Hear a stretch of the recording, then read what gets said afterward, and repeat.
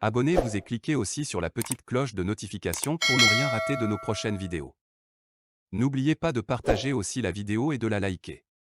Bonsoir, comment vous allez? Le dimanche s'est bien passé, j'espère. Voilà, nous remercions Smoké qui depuis 2010 nous a lancé l'alerte pour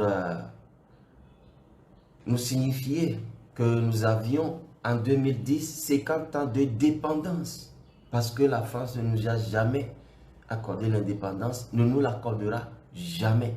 Voilà pourquoi comme ça, ces tristes scénarios qui se sont produits ces dernières années au Burkina, au Mali et aujourd'hui en Guinée, où il y a presque soit révolution pour chasser l'ordre ancien ou coup d'État. Les deux options salutaires que nous avons de nos jours pour nous dégager de tous ces régimes poisons, ces régimes diaboliques où des Africains acceptent de faire la volonté des Occidentaux de la France pour nuire aux Africains, pour nuire à l'Afrique, pour nuire à la génération présente et aux générations futures. Donc, hier, je faisais un thème qui portait sur les signes annonciateurs de la chute des régimes débiles et dictatures que nous avons en Afrique, surtout en Afrique francophone. Et j'ai nommé en tête de liste le Togo qui est l'école de la dictature et des mauvaises politiques, des politiques nuisibles sur le plan togolais et sur le plan africain continental.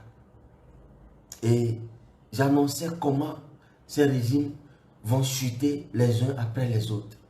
Donc Togo de Faure Gnassingbé, Côte d'Ivoire de Ouattara Alassane, Cameroun de Biya Paul, Congo de Denis Sassou Nguesso, Gabon de Bongo, cette momie qui s'accroche au pouvoir. On se demande pourquoi, si on aime son pays, pourquoi ne pas le laisser à d'autres qui sont plus vivaces, plus compétents, plus vivants pour présider aux destinées de nos nations. Et sans oublier la Guinée. La Guinée, et je nous disais que quand les Togolais s'étaient levés en 2017, les Congolais, les Camerounais, les Guinéens, les Ivoiriens ont croisé les bras. Donc, leurs tyrans ont eu la main libre pour venir en rescousse à Faure Gnassingbé. Quand les Guinéens et les Ivoiriens, les Camerounais se sont levés, les Togolais, les Congolais, les Gabonais ont croisé les bras. Et leurs tyrans ont eu les mains libres pour aller soutenir leur père tyran. Chers panafricains, la lutte que nous devons mener pour notre libération doit être une lutte commune, synchronisée entre les États, de sorte que les régimes dictatures et leurs gardes prétoriennes soient acculés. Parce que quoi qu'on dise, c'est le peuple qui a la main de manœuvre. Les dictateurs nous ont tellement manipulés que nous pensons qu'ils sont tout puissants, qu'ils sont éternels et que nous n'allons rien faire et que nous risquons nos vies si nous osons faire quelque chose. Non. Le peuple de Burkina nous a montré que le peuple peut se lever et chasser son tyran. Quelle que soit la dureté de ce régime, quelle que soit sa débilité, quelle que soit sa longévité, le peuple debout peut casser toute dictature.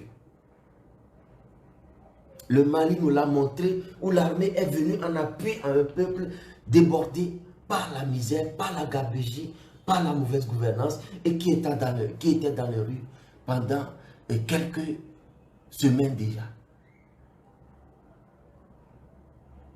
Et aujourd'hui, c'est la Guinée dont j'ai prédit la situation d'aujourd'hui, hier même, qui nous montre l'exemple que là où le peuple a fait sa part, l'armée républicaine se lève et vient en renfort au peuple pour lui accorder sa libération.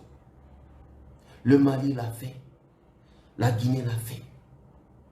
On nous rappelle qu'il y a des liens très forts entre le colonel Doumbouya, qui a opéré le coup d'État aujourd'hui en Guinée, et le colonel Assimi Goïta. Mais les militaires sont en lien entre eux. Les Togolais vont en mission au Mali. Les Guinéens viennent en mission au Mali. Les militaires maliens viennent en séance de renseignement, de formation au Togo, en Côte d'Ivoire, au Cameroun. Les militaires se connaissent entre eux. Ce qui est sur le vent du réveil de la renaissance africaine souffle depuis un moment.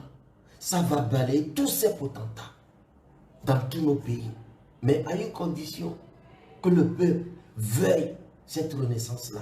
Que le peuple soit prêt pour que quand il a fait jusqu'à un niveau, et quand l'armée va prendre ses responsabilités, que ce peuple vienne en appui à cette armée patriotique. Nous avons vu comment, après le coup d'État contre Ibrahim Boubacar Keïta au Mali, le peuple acclamait son armée et continue de l'acclamer jusqu'à aujourd'hui. Nous voyons aujourd'hui comment le peuple guinéen a fait des haies le long des rues pour acclamer son armée qui vient d'émettre son débile dictateur, ce virus Alpha Condé qui a envenimé la situation du Togo depuis 2017.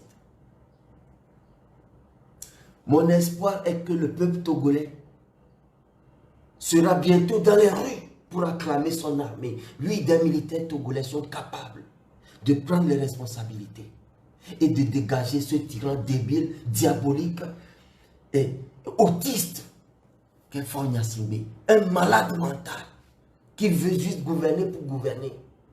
Maltraite même cette armée, la prive de bonheur, prive le peuple de bonheur. Pise notre argent pour alimenter les Français, les corrompus de la CEDEAO, de l'Union africaine, de l'Union européenne, de l'ONU, juste pour s'éterniser au pouvoir. Et le peuple manque de tout. Non. Moi, je continue de croire que l'armée n'est pas bête. L'armée togolaise n'est pas bête. Aucune armée n'est bête. Parce qu'ils sont la garde rapprochée, la sécurité de ces gouvernants. Ils voient comment devant eux, juste pour 30 minutes de relations sexuelles, les ministres, les chefs d'État déboursent des milliards, des millions sur des femmes, sur des prostituées. Et eux qui font la stabilité de nos États, qui font la sécurité des gouvernements, n'ont rien, mais ils sont intelligents. Moi, je sais que les militaires togolais sont intelligents. Sauf que le régime togolais, ou bien l'armée togolaise, est l'armée la plus infiltrée de nos jours. Le régime a créé la police de l'armée.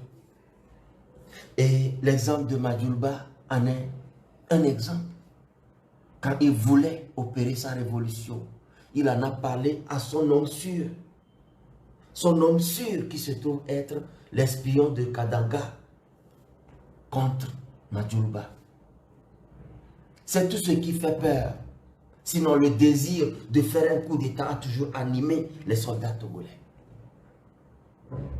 Mais je crois que tout mal a son remède. Tout mal a son onguent, comme on le dit. Il a son médicament. Et que les militaires togolais vraiment désireux de sortir notre peuple de la misère que nous a imposé le régime de Faure Gnassingbé. Et qui veut vraiment risquer pour délivrer le peuple, vont trouver le moyen de le faire. Et pour un régime comme celui de Faure Gnassingbé, il a trop mis la pression sur cette armée. Et le jour où l'armée va s'exprimer, ce serait dans un bain de sang indescriptible. Et qui va perdre, c'est Faure Gnassingbé et son gouvernement de nuisibles. C'est pour ces chiens sauvages qui n'ont pas honte, qui font des choses qu'on ne faisait plus, qu'on ne faisait même pas au Moyen-Âge. Des chiens galeux comme Bawara, ces saligots, si ce n'est pas la tyrannie qui recrute des mauvais. C'est Christian Trémia, des affamés, des arrivistes comme ça. Des chiens laids comme ça. Vilains de caractère, vilains d'apparence. C'est Boukbessi, c'est nuisible.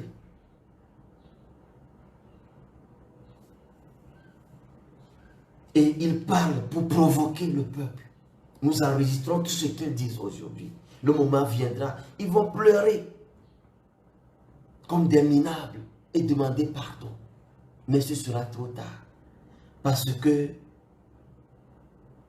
c'est sorti de la bouche de cet idiot qui se croit intelligent, Christian Trimia, que si vous voulez le pouvoir, alors prenez les armes.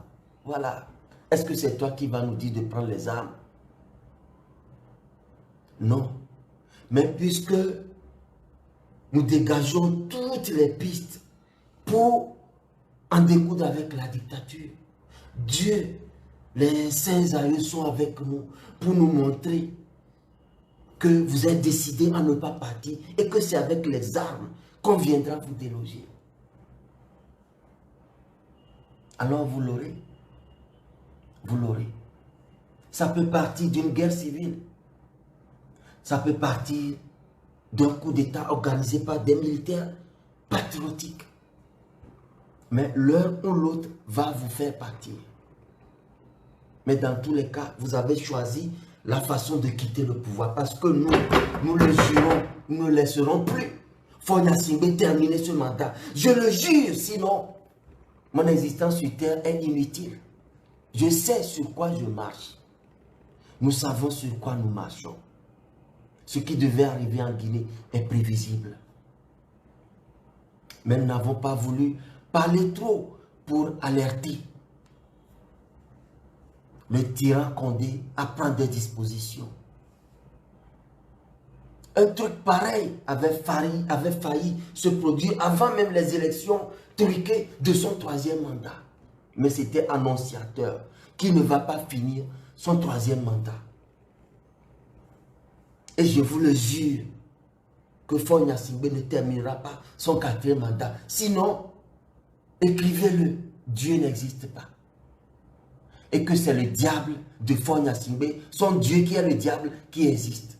Si Dieu existe, Faure Gnassingbé ne terminera pas ce troisième mandat. Je l'écris aujourd'hui. Je l'ai écrit depuis, je vous le réécris. Écrivez-le quelque part.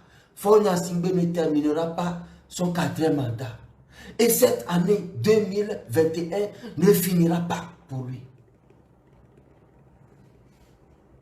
Parce qu'il a eu toutes les chances de céder pacifiquement le pouvoir le 22 février 2020.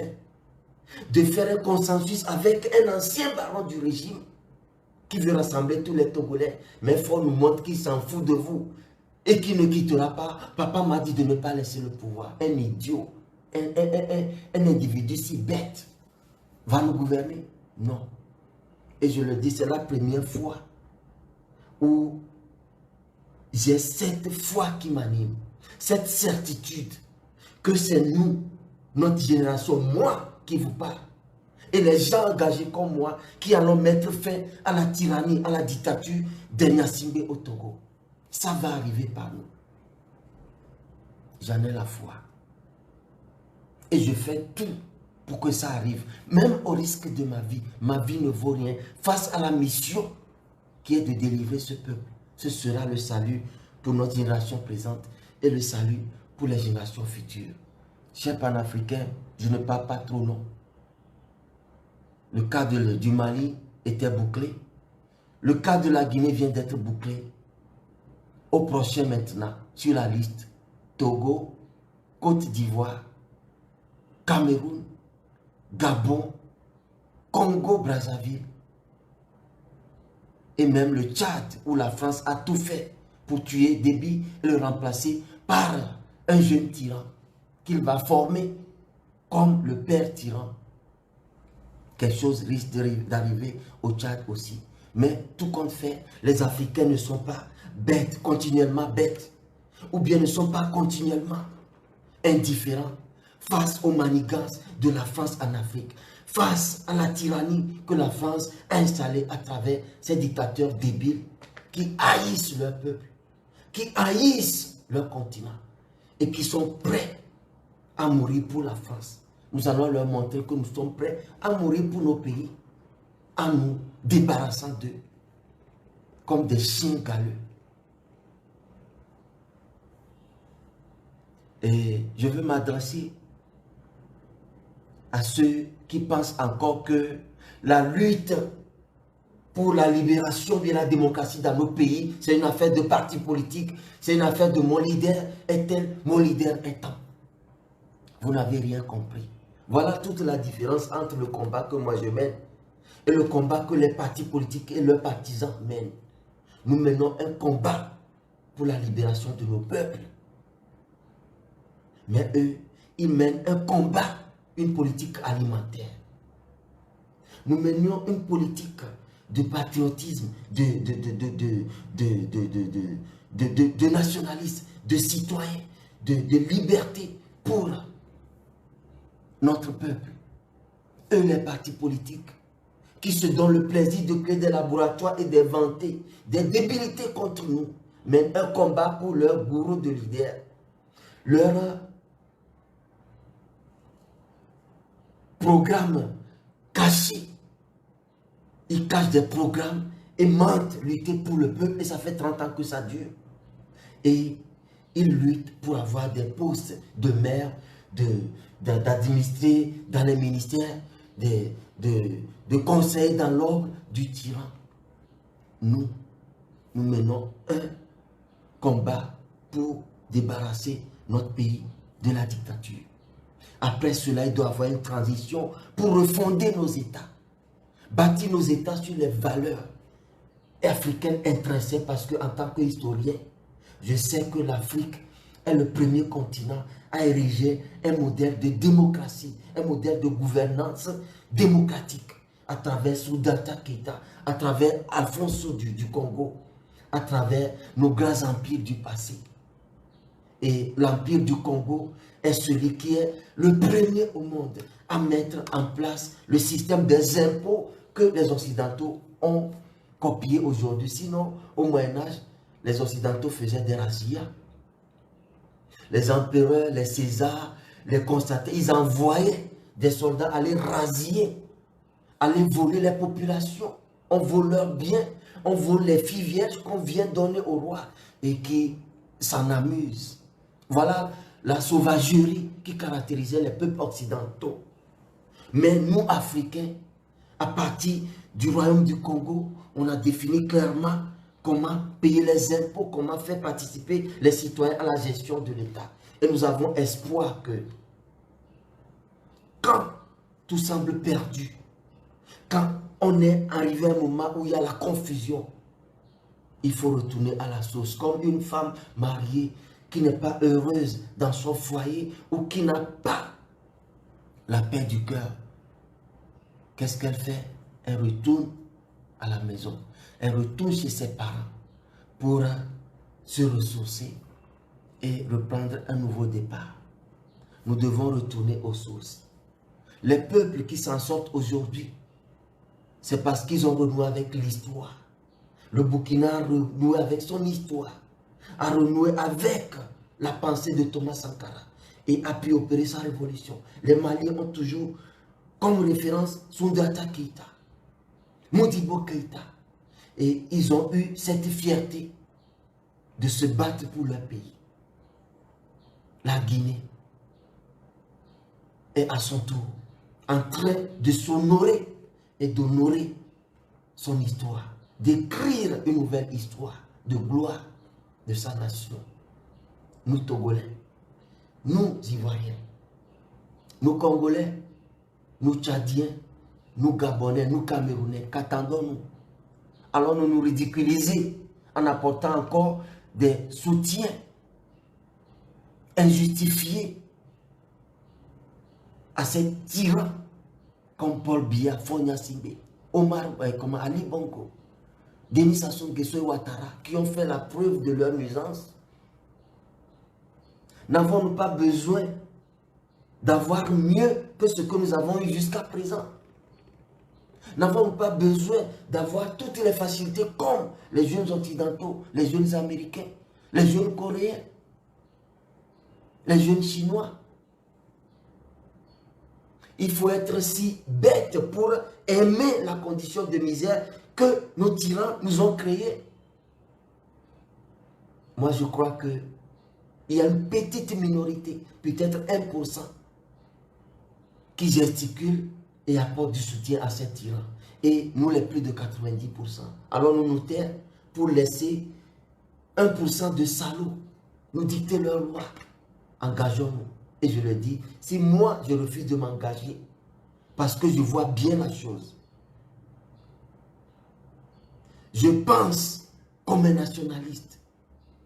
Je pense la chose, le salut commun, de la façon dont ils le font. Je me désengage. C'est un salaud, comme les Bawara, au Togo, les Trémiens, au Togo, les Boukwesi au Togo, ou comme les Bitogo et Birama Ouattara en Côte d'Ivoire, ou comme ces Tokais qui soutiennent Biya et Sassou Nguesso au Congo, au Cameroun, qui vont prendre notre place. Et voilà, la situation de l'Afrique ne va que s'empirer. Alors engageons-nous, hommes, femmes. Disons que l'Afrique doit changer. Appelons nos armées à œuvrer. Et quand eux se lèvent, que nous les soutenons. Et si c'est nous, le peuple, qui nous levons, qu'ils viennent nous soutenir, nos soldats. Mais une chose est sûre, pour le Togo, nous savons ce qui va arriver dans un futur très proche. Quand le peuple va vraiment se lever, ce ne sera plus pour un parti politique ou un leader, un faux leader. Ce sera pour le peuple lui-même. Et rien ne l'arrêtera. Le peuple obtiendra le dégagement de la dictature, la libération de notre pays.